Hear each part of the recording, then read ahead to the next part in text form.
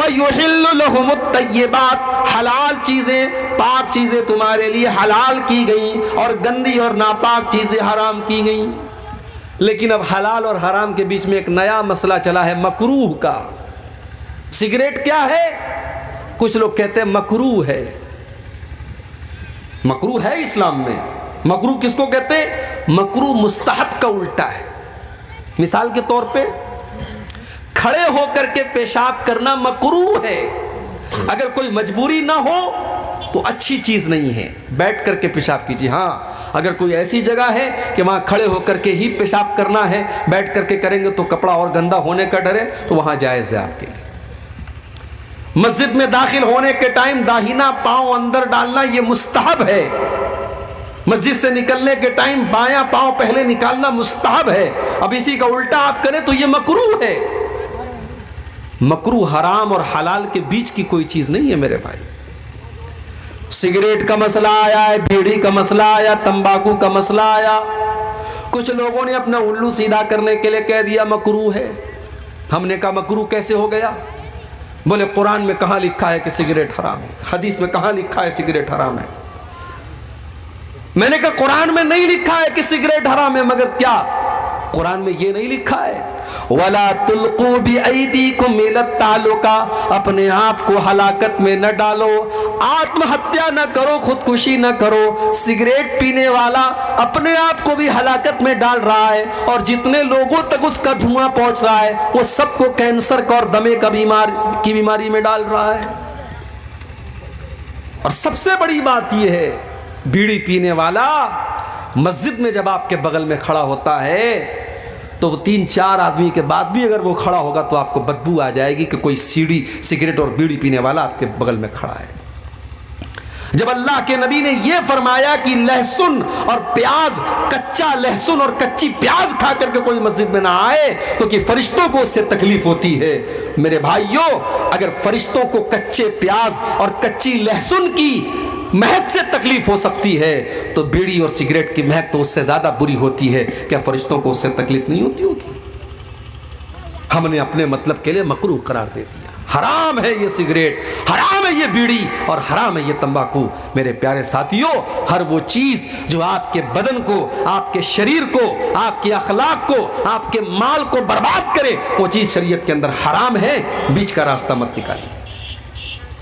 وَيُحِلُّ لَهُمُ الطَّيِّبَاتِ، ہم نے تم کو وہ نبی دیا ہے جو پاک چیزوں کو تمہارے لیے حلال کرتے ہیں اور ناپاک چیزوں کو تمہارے لیے حرام کرتے ہیں۔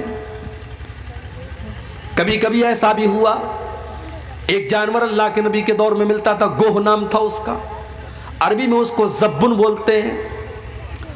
گو کا جانور حلال تھا مگر اللہ کے نبی کو پسند نہیں تھا۔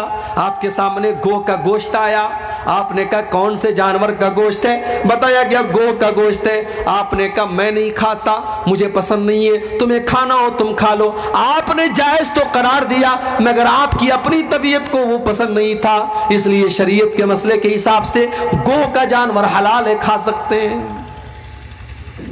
تو شریعت میں تمام پاکیزہ چیزیں حلال ہیں اور تمام پاکیزہ چیزیں حرام ہیں۔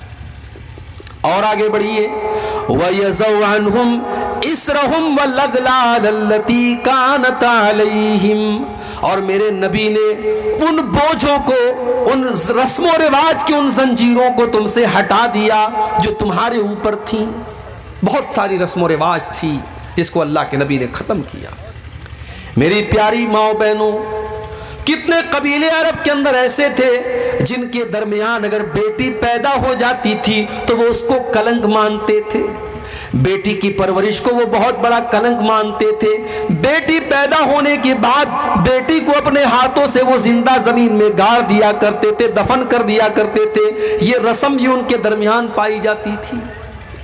اللہ نے قرآن میں نقشہ کھینچا، وَإِذَا بُشِّرَ أَحَدُهُمْ بِالْأُنْثَىٰ ظَلَّ وَجْهُهُ مُسْوَدًّا وَهُوَ كَظِيمٌ، جب ان کے گھر میں بیٹی کی پیدائش ہوتی ہے تو باپ کا چہرہ کالا پڑ جاتا ہے۔ يَتَوَارَىٰ مِنَ الْقَوْمِ مِنْ سُوءِ مَا بُشِّرَ بِهِ، باپ اپنا چہرہ اپنی قوم سے چھپاتا ہے۔ أَيُمْسِكُهُ عَلَىٰ هُونٍ أَمْ يَدُسُّهُ فِي التُّرَابِ، وہ سوچ میں پڑ پڑ جاتا ہے کہ کیا کروں، اگر بیٹی کی پرورش کرتا ہوں تو سماج میں ذلت اور رسوائی اٹھانی پڑے گی، اور دوسرا راستہ یہ ہے کہ بیٹی کو زندہ زمین میں گاڑ دوں۔ بیٹیوں کو گاڑ دیا جاتا تھا، یہ الگ بات ہے۔ سائنس ترقی کر گئی، آج زمانہ ترقی کر گیا، انسان چاند پر پہنچ گیا، مگر بیٹیوں کو تو آج بھی بوجھ مانا جاتا ہے۔ آج بھی کئی ہاسپٹل کے باہر کسی کوڑے کے ڈھیر میں یہ بچی آپ کو نظر آ جائے گی، کہیں یہ بچیاں طوائف کے اڈوں پر آپ کو نظر آ جائیں گی، کہیں ان بچیوں کو بازاروں میں لے جا کر کے بیچا جا رہا ہے، اور کہیں تو یہ ماں کے پیٹ میں ہی مار دی جاتی ہیں، ایبارشن کر دیا جاتا ہے۔ وہ لوگوں کبھی موقع ملے تو یوٹیوب کے اوپر ایبارشن کا ویڈیو دیکھ لینا۔ وہ لوگ تو بہت بے رحم تھے، وہ بیٹیوں کو پیدا ہونے کے بعد اپنی بیٹیوں کو قتل کر دیتے۔ آج کا انسان تو اتنا بے رحم ہو چکا ہے کہ وہ تو ماں کے پیٹ میں ہی بیٹیوں کو قتل کر دیتا ہے۔ ایبارشن کا ویڈیو آپ دیکھیے، اس معصوم بچے کو جو ماں کے پیٹ میں ہے، اور الٹرا ساؤنڈ کے ذریعے صرف اتنا بتا دیا گیا کہ آپ کو بیٹی ہونے والی ہے۔ باپ کہتا ہے ڈاکٹر سے، ماں کہتی ہے ڈاکٹر سے مجھے بیٹی نہیں چاہیے، نہیں چاہیے مجھے یہ بوجھ، میرے پاس آلریڈی تین بیٹیاں ہیں، مجھے تو بیٹا چاہیے تھا، مجھے ایک اور بوجھ نہیں چاہیے۔ وہ ڈاکٹر سے کہتا ہے میں اسے صاف کرنا چاہتا ہوں، ختم کرنا چاہتا ہوں۔ ڈاکٹر ایبارشن کرتا ہے۔ وہ لوگوں ایبارشن کے ذریعے، اس دوا کے ذریعے، وہ معصوم بچہ جو ابھی پوری طریقے سے بنا بھی نہیں ہے ماں کے پیٹ میں، اس بچے کے ٹکڑے ٹکڑے کر دیے جاتے ہیں، اس کے ہاتھ پیر توڑ دیے جاتے ہیں، اس کے بدن کی بوٹی بوٹی نوچ کر کے اس کو ماں کے پیٹ میں مار دیا جاتا ہے۔ یہ آج کے دور کا پڑھا لکھا انسان کر رہا ہے، یہ آج کے دور کا مہذب انسان کر رہا ہے، یہ آج کے دور کا ترقی یافتہ انسان کر رہا ہے۔ ارے ہم سے اچھے تو وہ لوگ تھے، وہ کم سے کم اپنی بیٹیوں کو پیدا تو ہونے دیتے تھے، وہ دنیا کی شکل دیکھنے تو دیتے تھے۔ ہم تو اتنے بے رحم ہو گئے، ہم نے ماں کے پیٹ میں ہی بچیوں کو قتل کر ڈالا۔ حساب دینا پڑے گا قیامت کے دن۔ وَإِذَا الْمَوْءُودَةُ سُئِلَتْ بِأَيِّ ذَنبٍ قُتِلَتْ، کل قیامت کے دن اس معصوم بچی سے پوچھا جائے گا تیرے ماتا پتا نے، تیرے ماں باپ نے تجھے کس جرم کی سزا دی، کیوں تجھے قتل کیا؟ نبی اکرم کے پاس ایک صحابی آتے ہیں،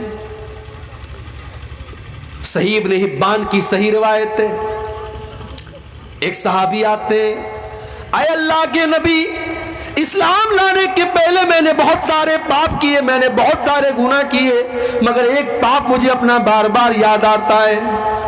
کون سا پاپ تم نے کیا؟ اے اللہ کے نبی، ان لی کانت لی ابنتن، میری ایک بیٹی تھی، میں اس سے بہت پیار کرتا تھا، اور میں جیسے اس کا نام لیتا تھا وہ یا ابتی یا بتی، ابا جان کہہ کر کے دوڑی دوڑی میرے پاس آ جاتی تھی۔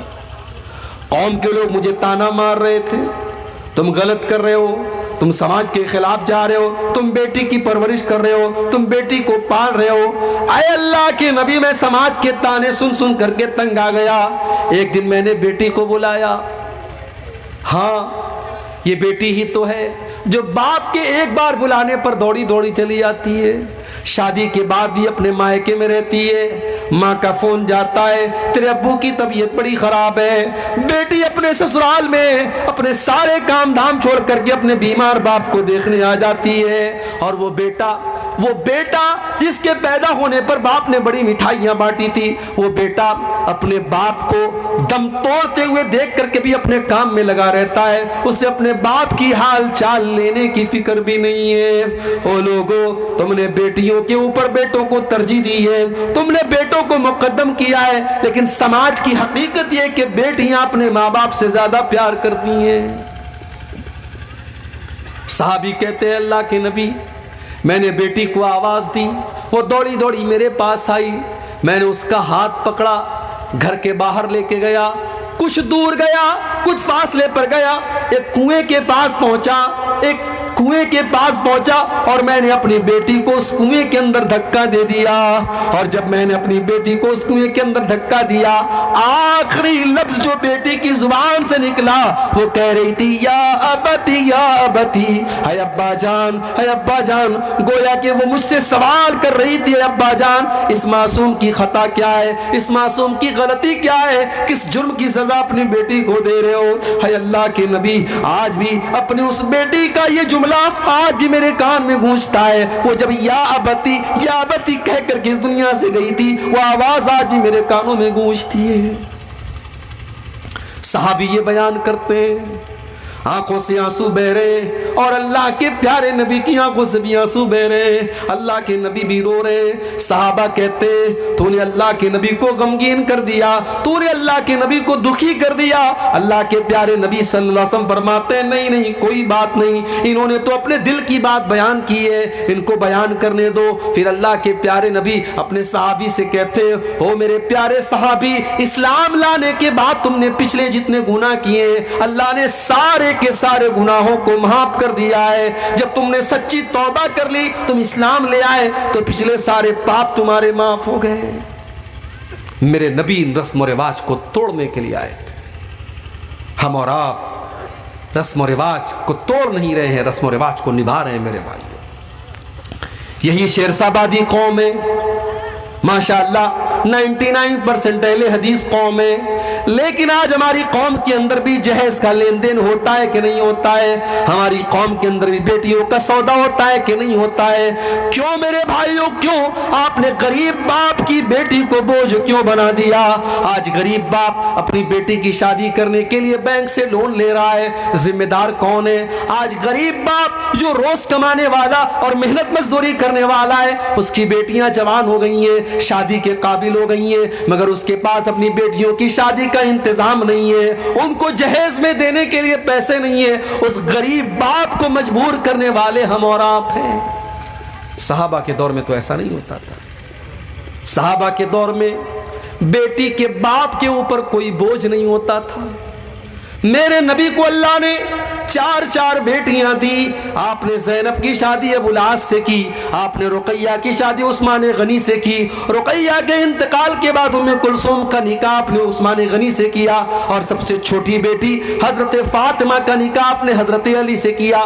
چار بیٹیاں تھی، چاروں بیٹی کا نکاح آپ نے سنت طریقے سے کیا، نہ کوئی بارات آئی، نہ کوئی جہیز دیا، نہ کوئی سامان کا لین دین ہوا، بس مہر طے ہوا اور آپ نے نکاح کر دیا۔ ہاں، جب حضرت فاطمہ کا نکاح کیا تو چونکہ داماد جو تھے حضرت علی، وہ بھی اللہ کی نبی کے گھر کے اندر رہتے تھے، وہ ایک طرف سے داماد بھی تھے اور ایک طرف سے بیٹے کی حیثیت بھی رکھتے تھے، کیونکہ ابو طالب کے انتقال کے بعد اللہ کے نبی ہی حضرت علی کی پرورش کرتے تھے، تو حضرت علی کے گارجین بھی اللہ کے نبی تھے، تو ایک طرف آپ سسر بھی تھے اور ایک طرف باپ بھی تھے۔ آپ نے سسر کی حیثیت سے نہیں، آپ نے باپ کی حیثیت سے، حضرت علی کی نئی گرستی تھی، نیا گھر تھا، آپ نے گھر بسانے کے لیے جب اپنی بیٹی کی آپ شادی کرنے لگے، آپ نے بستر دیا، آپ نے تکیہ دیا، آپ نے پانی کا ایک مشکیزہ دیا، آپ نے یہ ضرورت کے چند سامان دیے۔ اگر یہ جہیز تھا تو اللہ کے نبی نے اپنی باقی 3 بیٹیوں کو جہیز کیوں نہیں دیا؟ ہم رسم و رواج کو نبھا رہے ہیں، رسم و رواج کو نبھا رہے ہیں، اور نتیجہ یہ ہے میرے بھائیوں کہ آج سماج کی نظر میں بیٹی بہت بڑا بوجھ بن چکی ہے، اور بیٹی کی پرورش اور بیٹی کی پیدائش پر اچھے لوگوں کی ماتھوں پر، پیشانیوں پر پل پڑ جاتے ہیں۔ بیٹیاں بوجھ نہیں ہیں۔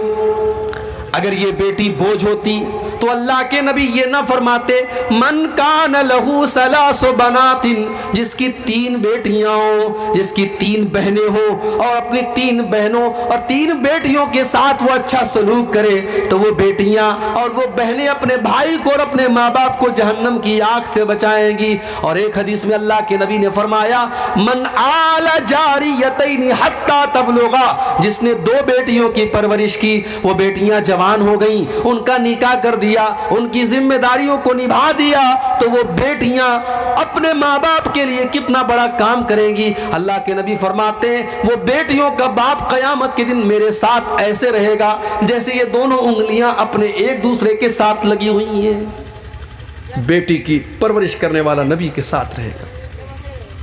ہاں یہ الگ بات ہے اور یہ سچائی بھی ہے، بیٹوں کے مقابلے میں بیٹے کی پرورش مشکل کام ہے۔ بیٹا پالنا ہے، بیٹا جوان ہو گیا تو زیادہ سے زیادہ یہ خبر رکھنا ہے کہ بیٹا کسی غلط کام کی طرف تو نہیں جا رہا ہے، مگر بیٹی کی تو آبرو بھی بچا کر کے رکھنا ہے، بیٹی کی نظر بھی بچا کر کے رکھنا ہے، بیٹی کو غیر محرم کی نظر سے بھی بچانا ہے، اور بیٹی کی شرم و حیا کی بھی حفاظت کرنی ہے۔ بیٹی جوان جب تک نہیں ہو جاتی تب تک الگ فکر ہے، اور جوان ہو جاتی ہے تو الگ فکر ہے۔ اس لیے اللہ کے نبی نے فرمایا من ابتلی من هذه البنات شيئا كن له سترا من النار، جس کو اللہ تعالیٰ بیٹی دے کر کے آزماتا ہے اور اس امتحان میں وہ کھرا اترتا ہے، اللہ تبارک و تعالیٰ اس بیٹی کے ماں باپ کو جہنم کی آگ سے بچائے گا۔ میرے بھائیوں، اللہ کے نبی رسم و رواج کی بیڑیوں سے ہمیں آزاد کرنے آئے تھے۔ اسی بھارت کی سرزمین پر ستی پرتھا تھی۔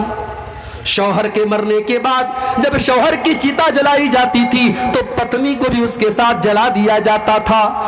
عرب کی سرزمین پر شوہر کے مرنے کے بعد بیوی کو 1 سال تک ایک کمرے میں بند کر دیا جاتا تھا، اسی میں لیٹرین کرتی تھی، اسی میں پیشاب کرتی تھی، بال بڑے بڑے ہو جاتے تھے، جسم گندا اور مہکنے لگتا تھا۔ 1 سال تک وہ عورت عدت گزارتی تھی اور ایک کمرے میں اس کو بند کر دیا جاتا تھا۔ اسلام نے آ کر کے ان رسم و رواج کو ختم کیا۔ اللہ کے نبی کے دور کے پہلے نکاح کا بھی کوئی سسٹم نہیں تھا، جیسے آج آفتاب اور شردھا کا معاملہ چلا، لیو ان ریلیشن شپ۔ آج بڑے بڑے شہروں میں لیو ان ریلیشن شپ بھی چل رہی ہے، لڑکے اور لڑکی آپس میں رہ رہے ہیں، نکاح بھی نہیں ہے، شادی بھی نہیں ہے، کوئی تعلق نہیں ہے، لیکن میاں بیوی کی طرح، شوہر کی بیوی کی طرح وہ ساتھ میں رہ رہے ہیں، اور بھارت کا قانون بھی ان کو اجازت دیتا ہے۔ ہو لوگوں، یہ لیو ان ریلیشن شپ تو کتے اور کتیا کرتے ہیں، یہ جانور کرتے ہیں، انسان کے درمیان لیو ان ریلیشن شپ نہیں چلتی۔ انسان تو نکاح کرتا ہے، میرے نبی تو نکاح کا پیغام لے کر کے آئے، میرے نبی کی شریعت میں لیو ان ریلیشن شپ کی کوئی گنجائش نہیں ہے۔ آپ نے نکاح کا حکم دیا ہے، اور آپ نے یہاں تک فرمایا لم ترى للمتحابین مثل النکاح، نکاح کے جیسی 2 لوگوں کے درمیان محبت پیدا کرنے والی کوئی چیز نہیں ہے۔ جو محبت نکاح کے ذریعے پیدا ہوتی ہے وہ محبت دنیا میں کہیں پیدا نہیں ہو سکتی، کیونکہ یہ سچی محبت ہوتی ہے۔ یہ کسی ہوٹل میں، کسی پارک میں، کسی ریسٹورنٹ میں پیدا نہیں ہوتی، یہ اللہ کے کلام کی بنیاد پر جو نکاح کے ذریعے جو محبت پیدا ہوتی ہے، اٹوٹ محبت ہوتی ہے، سچی محبت ہوتی ہے۔ اسلام نے نکاح کا حکم دیا تو اللہ کے نبی دنیا میں رسم و رواج کی زنجیروں سے ہمیں آزاد کرنے کے لیے آئے تھے۔ اتنی خصوصیات بیان کرنے کے بعد اللہ نے فرمایا کہ اے مسلمانوں، اتنا پیارا نبی ہم نے تم کو دیا، اب اس نبی کے اوپر تمہیں 4 کام کرنا ہے۔ 4 کام کر لو تم کامیاب ہو جاؤ گے۔ فَالَّذِينَ آمَنُوا بِهِ، پہلا کام تو یہ کرنا ہے کہ اس نبی کے اوپر تمہیں ایمان لانا ہے۔ اگر کوئی لا الہ الا اللہ پڑھتا ہے لیکن محمد الرسول اللہ نہیں پڑھتا ہے تو وہ جنت میں نہیں جا سکتا، اس لیے کہ اللہ کے نبی کے اوپر ایمان لانا ضروری ہے۔ ابو طالب نبی کا ساتھ بھی دے رہے تھے، نبی کا سپورٹ بھی کر رہے تھے، لیکن وہ نبی کے اوپر ایمان نہیں لائے۔ جب ابو طالب کا آخری ٹائم آیا، جب ان کے انتقال کا آخری ٹائم آیا، اللہ کے نبی اپنے چچا کے پاس جاتے ہیں اور بخاری کے الفاظ ہیں، آپ کہتے ہیں یا امی قل لا الہ الا اللہ، اے چچا جان لا الہ الا اللہ پڑھ لیجئے، کلمہ پڑھ لیجئے، مجھے اللہ کا نبی مان لیجئے، میں وعدہ کرتا ہوں کہ اس کلمے کے ذریعے آپ اللہ تعالیٰ کیا جہنم کی آگ سے بچ جائیں گے۔ چچا کے درمیان، چچا کے منہ سے کلمہ نکلوانا چاہتے تھے اللہ کے نبی، مگر وہاں پہ 2 گرو گھنٹال بیٹھے تھے، ایک ابو جہل بیٹھا تھا، ایک عبداللہ ابن ابی امیہ بیٹھا تھا۔ یہ 2 برے لوگ بیٹھے تھے، یہ 2 کافر لوگ بیٹھے تھے۔ ان لوگوں نے ابو طالب کو باپ دادا کا نام دے سنا کر کے گمراہ کیا۔ انہوں نے کہا اترغب عن ملت عبد المطلب، اے ابو طالب خبردار، کیا تم اپنے باپ دادا کا طریقہ چھوڑ دو گے؟ کیا تم اپنے باپ دادا کے مذہب کو چھوڑ دو گے؟ پتہ یہ چلا کہ کبھی کبھی برے لوگوں کی صحبت انسان کو سچائی کی طرف جانے نہیں دیتی. اسی لیے اللہ کے نبی فرماتے ہیں المرء علی دین خلیلہ فلینظر احدکم من یخالل. انسان اپنے دوست کے دین پر ہوتا ہے، لہٰذا کس سے دوستی کر رہے ہو یہ تم غور کر لیا کرو. آپ کی لڑکی کالج میں جاتی ہے، اس کی سہیلیاں کیسی ہیں ذرا پتہ لگا لو. کہیں ایسا تو نہیں کہ کوئی بدچلن لڑکی اس کی سہیلی ہے، کوئی بدکار لڑکی اس کی سہیلی ہے. جب ایسی لڑکی کے ساتھ آپ کی بیٹی اٹھے گی، بیٹھے گی اور پڑھے گی تو ہو سکتا ہے کہ اس کا رنگ آپ کی بیٹی کے اوپر بھی اتر جائے. آپ کا بیٹا کن لوگوں کے ساتھ اٹھتا بیٹھتا ہے، آپ کن لوگوں کے ساتھ اٹھتے بیٹھتے. اپنی کمپنی اور اپنی سنگت کو سنوار لو، سدھار لو. ابو طالب نے کلمہ نہیں پڑھا. یہ دو گرو گھنٹال جو بیٹھے تھے، انہوں نے باپ دادا کا نام لے کر کے بہکانا شروع کیا. اور بخاری کے الفاظ ہیں، آخری لفظ جو ابو طالب کی زبان سے نکلا وہ کیا نکلا؟ علی ملت عبد المطلب، میں عبد المطلب کے مذہب پر دنیا سے جا رہا ہوں. کلمہ نہیں پڑھ پائے. اللہ کے نبی کہتے ہیں میرے چچا ابو طالب بھی جہنم میں جائیں گے. انہوں نے میرا ساتھ دیا تھا، ان کو ہلکا عذاب دیا جائے گا، ان کو جہنم میں آگ کی جوتی پہنائی جائے گی جو پیر میں پہنی جائے گی اور دماغ اس سے کھولے گا. یہ سب سے ہلکا عذاب ہوگا جو ابو طالب کو دیا جائے گا. ابو طالب کے قصے نے حقیقت کھول کر رکھ دی. ابو طالب کے قصے نے حقیقت کھول کر رکھ دی. نہ ہو آنکھیں تو گھر کی روشنی سے کچھ نہیں ہوتا.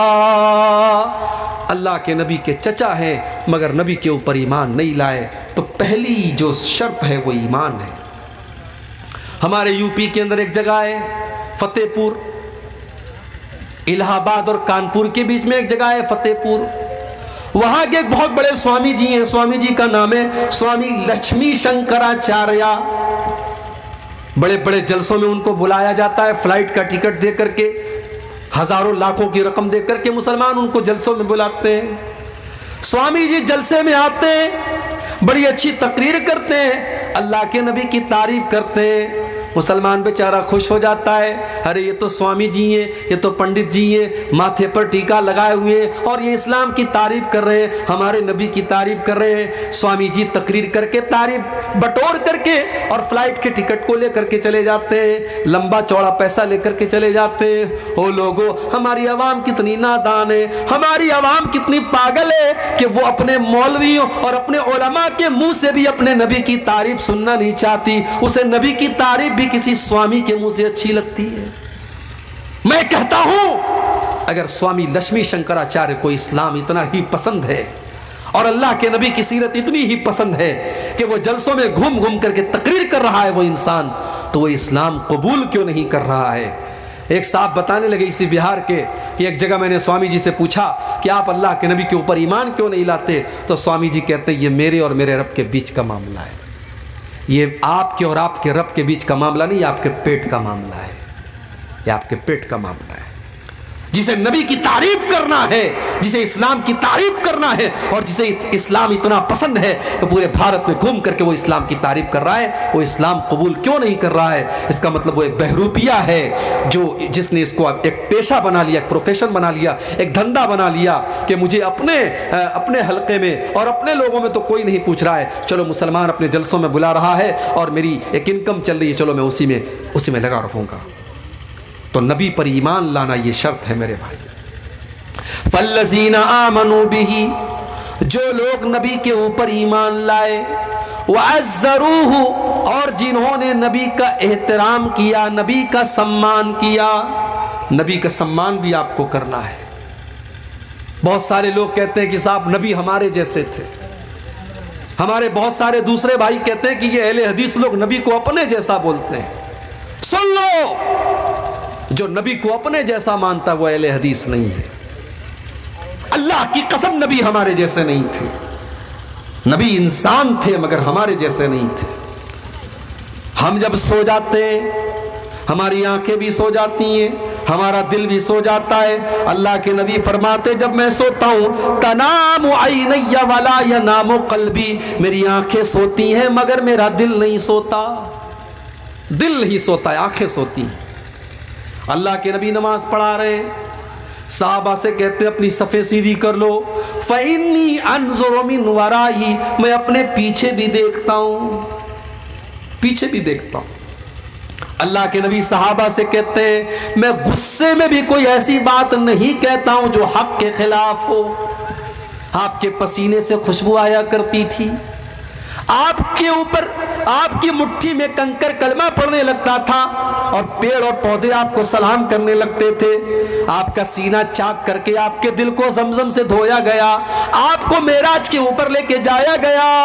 آپ ہمارے جیسے نہیں تھے میرے بھائیوں، آپ انسان ضرور تھے، مگر اللہ تعالیٰ نے بہت ساری وشیشتاؤں سے اور بہت ساری خصوصیات سے آپ کو نوازا تھا۔ لہٰذا جو لوگ یہ کہتے ہیں کہ نبی ہمارے جیسے تھے، وہ اپنی غلط فہمی دور کر لیں۔ اللہ کے نبی مقام اور مرتبے اور درجے میں اور خصوصیات میں ہم سے بہت الگ تھے۔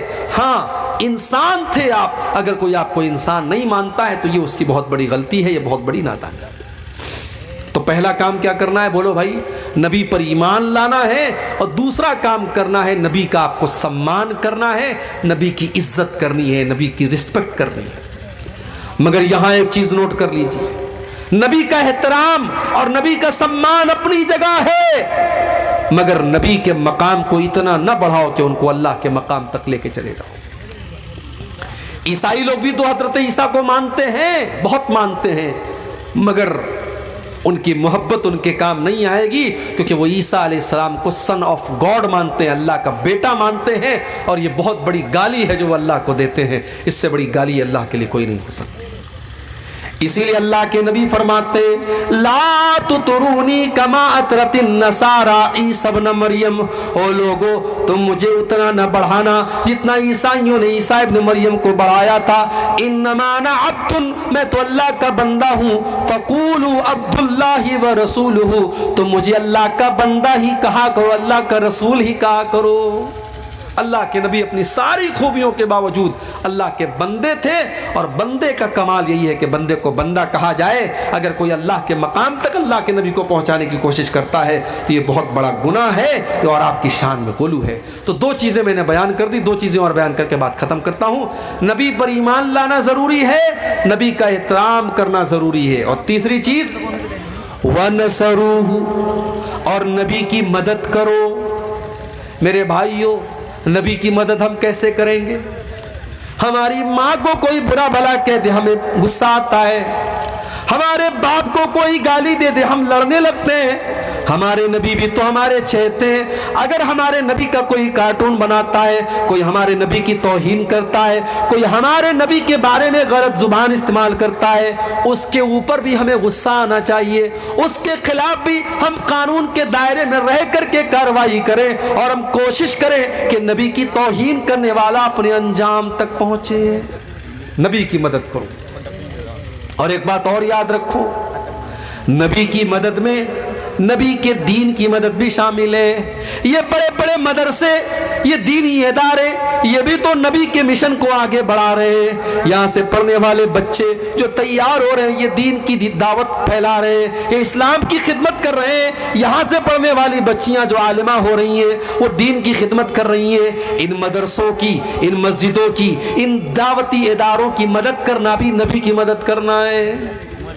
مگر ہم نے کیا کیا؟ ہم نے یہی کیا کہ ہم نے سماج کا سب سے حقیر طبقہ بنا دیا اپنے علماء کو۔ یہ علماء جو نبی کے وارث ہیں، یہ علماء جو اللہ کے نبی کے دین کو ہم تک پہنچاتے ہیں، ہم نے 5-6 ہزار کی معمولی تنخواہیں دے کر کے اپنے علماء کو ذلیل ترین بنا دیا۔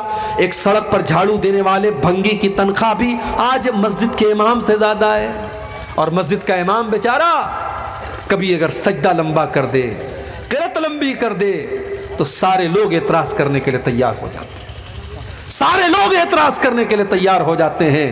مولوی صاحب آج آپ کا سجدہ بڑا لمبا ہو گیا، مولوی صاحب آج آپ نے عشاء کی نماز بڑی لمبی پڑھا دی۔ مولوی کو مشورہ دینے والے بہت ہوتے ہیں۔ میرے بھائیوں، یہ نبی کے وارث ہیں، ان کا احترام کرو، ان کا سمان کرو، ان کی مدد کرو۔ 5-6 ہزار میں آپ کی فیملی نہیں چل سکتی؟ کیا اس مولوی کے پریوار کا حق نہیں ہے وہ اچھا کھائیں، اچھا پہنے؟ آپ کا شوق ہے, آپ کے بیوی بچوں کا شوق ہے, کیا اس مولوی کے بچوں کا شوق نہیں ہے؟ جس دور میں آپ 10,000 روپے مہینے سے کم میں ایک نارمل زندگی نہیں گزار سکتے, اس دور میں 5-6 ہزار میں مولوی کا گھر کیسے چلے گا؟ آپ تو پھٹ سے کہہ دیتے ہیں مولوی کے پیسے میں اللہ برکت دیتا ہے, لیکن اس میں برکت کہاں سے آئے گی؟ وہ 5-6 ہزار میں اپنا گھر کہاں سے چلائے گا میرے باپ؟ اسی کٹیہار میں 3 پنیاں میں پروگرام تھا, میں نے تقریر میں بات اٹھائی تھی, بہت وائرل بھی ہوئی تھی. میں نے کہا تھا کہ آج مسجدوں میں اور مدرسوں میں مولویوں کے اماموں کے لیے ہمیں ایسے کمروں کا انتظام بھی کرنا چاہیے جہاں فیملی کے ساتھ وہ رہ سکیں. یعنی سوچو, ہمیں اور آپ کو اپنی فیملی کے ساتھ رہنے کا حق ہے, ہمیں اور آپ کو اپنے بچوں کے ساتھ رہنے کا حق ہے. مولوی بیچارہ جیتے جی اس کی بیوی بیوہ بن کر کے زندگی گزارے, اس کے بچے یتیم بن کر کے زندگی گزارے, یہ کہاں کا انصاف ہے میرے بھائی؟ ہم نے ممبئی میں دیکھا, اسی بہار اور جھارکھنڈ کے لوگ وہاں مسجد میں امام ہیں, بیچارے فیملی بہار میں ہے, فیملی کشن گنج میں ہے, ارریہ میں ہے, پورنیہ میں ہے, 6 مہینے پر ایک بار آتے ہیں. بچے باپ کا چہرہ 6 مہینے میں ایک بار دیکھتے ہیں, بیوی شوہر کا چہرہ 6 مہینے میں ایک بار دیکھتی ہے. کہ یہ افسوس کی بات نہیں ہے میرے بھائی؟ ہمیں اپنے مولویوں کے لیے, اپنے ائمہ کے لیے, اپنے اساتذہ کے لیے فیملی کوارٹر کا انتظام کرنا چاہیے. جو حق ہمارا ہے وہ ان علماء کا بھی ہے. اللہ نے کہا اپنے نبی کی مدد کرو, نبی کی مدد میں نبی کے دین کی مدد بھی شامل ہے, نبی کے مشن کی مدد بھی شامل ہے, نبی کے وارثوں کی مدد بھی شامل ہے. تو پہلا کام کیا کرنا ہے؟ نبی پر ایمان لانا ہے. دوسرا کام نبی کا سمان کرنا ہے. تیسرا کام نبی کی مدد کرنی ہے. اور چوتھا کام کیا کرنا ہے؟